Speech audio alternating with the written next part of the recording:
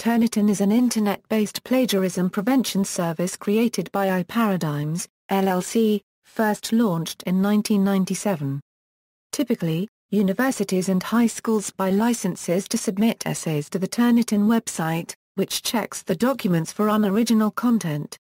The results can be used to identify similarities to existing sources or can be used in formative assessment to help students learn how to avoid plagiarism and improve their writing. Students may be required by schools to submit essays to Turnitin, as a deterrent to plagiarism.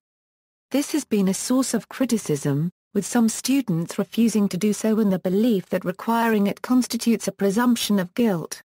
Additionally, critics have alleged that use of the software violates educational privacy and intellectual property laws. Parent company iParadigms, LLC, also offers a similar plagiarism detection service for newspaper editors, book and magazine publishers called Authenticate, and runs the informational website plagiarism.org. Other tools included with the Turnitin suite are GradeMark and PeerMark services. Turnitin released the WriteCycle suite on February 3, 2009.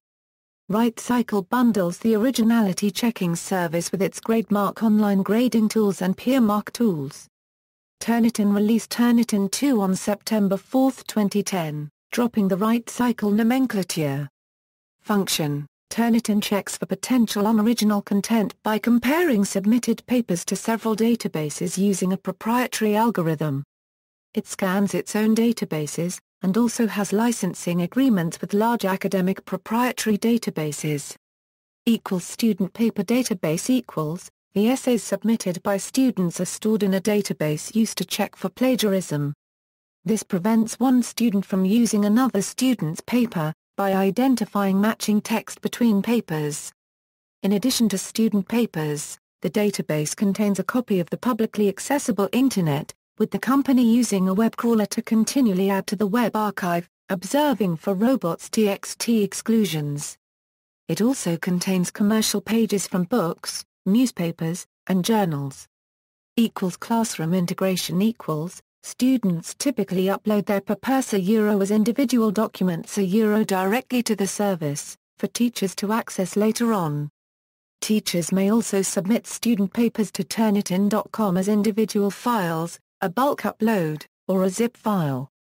Teachers can also set up the assignment analysis options so that students can review their originality reports before they make their final submission. A peer review option is also available. Some virtual learning environments can be configured to support Turnitin, so that student assignments can be automatically submitted for originality analysis. Blackboard, Moodle, Angel, Instructure, Desire to Learn, Pearson Learning Studio, Sakai, and Studize provide various forms of Turnitin integration. Controversy. Privacy. Turnitin claims its archiving of student papers complies with FERPA, since the statute only applies at 2 points, when it is transmitted to them, and when it is released from the database when a match is found with another submission. In the former case it is not considered part of the educational record since it has not yet been graded, and in the latter it does not divulge personal identifying information. The Family Compliance Policy Office, the Department of Education responsible for enforcing FERPA, originally stated that institutions may submit student papers to Turnitin only if they remove all personally identifiable information from the papers. The student union at Dalhousie University has criticized the use of Turnitin at Canadian universities because the American government may be able to access the submitted papers and personal information in the database under the USA Patriot Act. Mount St. Vincent University became the first Canadian university to ban Turnitin's service partly because of implications of the USA Patriot Act. Concerns about violation of student copyright in the United States since Turnitin archives all papers which it receives and it sells its services including that database, for profit, the company has also been charged with violating student copyright since creators are granted exclusive reproduction rights by Title 17 of the United States Code. Turnitin founder John Barry claims the company is merely making fair use of student work since, despite iParadigms profiting from use or sale of the software, it is ultimately for educational purposes. Lawyers for the company also claim that student work is covered under the theory of implied license to evaluate, since it would be pointless to write the essays if they were not meant to be graded. That implied license thus grants permission to copy, reproduce and preserve, it says. Dissertations and theses, the company's lawyers claim, also carry with them the implied permission to archive in a publicly accessible collection such as a university library. University of Minnesota Law School professor Dan Burke countered that the company's use of the papers may not meet the fair use test for several reasons. The company copies the entire paper, not just a portion. Students' work is often original, interpretive and creative rather than just a compilation of established facts. Turnitin is a commercial enterprise. When a group of students filed suit against Turnitin on that basis, in Vanderhee al. v. iParadigms LLC, the district court found the practice within fair use. On appeal, the United States Court of Appeals for the Fourth Circuit affirmed. Presumption of guilt equals. Some students argue that requiring them to submit papers to Turnitin creates a presumption of guilt, which may violate scholastic disciplinary codes and applicable local laws and judicial practice. Some teachers and professors support this argument when attempting to discourage their schools from joining Turnitin. RightCheck iParadigms, the company behind Turnitin, runs another website called RightCheck where students can submit their papers to be tested against the same database used by Turnitin, and determine whether or not their paper will be detected as plagiarism. Alex Tabarrok complained that there are warlords who are arming both sides in this plagiarism war.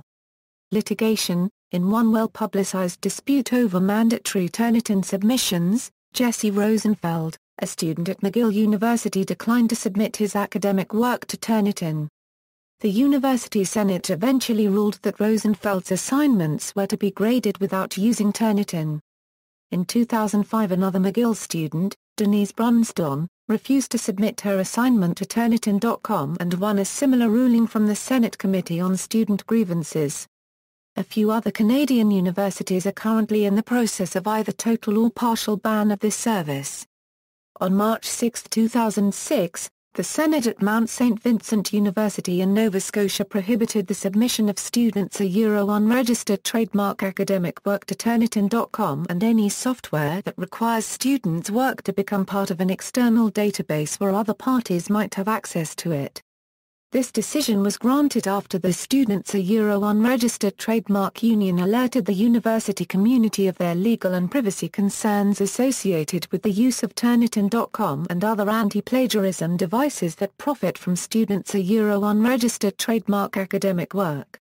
This was the first campus-wide ban of its kind in Canada, following decisions by Princeton, Harvard, Yale and Stanford in the U.S. not to use Turnitin. At Ryerson University, students may decide whether to submit their work to Turnitin.com or make alternate arrangements with the instructor. On March 27, 2007, with the help of an intellectual property attorney, 2 students from McLean High School and 2 students attending Desert Vista High School, filed suit in United States Circuit Court alleging copyright infringement by iParadigms, Turnitin's parent company. Nearly a year later, Judge Claude M. Hilton granted summary judgment on the students' complaint in favor of iParadigms Turnitin, because they had accepted the click-wrap agreement on the Turnitin website. The students appealed the ruling, and on April 16, 2009, the United States Court of Appeals for the Fourth Circuit affirmed Judge Hilton's judgment in favor of iParadigms Turnitin. See also, plagiarism, authenticate. References. External links, official website, plagiarism.org, CCCCIP Caucus Recommendations regarding academic integrity and the use of plagiarism detection services, recommendations authored by the Caucus on Intellectual Property and Composition Communication Studies, Fair Use, Turnitin, and Why Google Never Should Have Caved on Book Scanning. Fourth Circuit's Turnitin.com ruling brings more trouble for plaintiffs.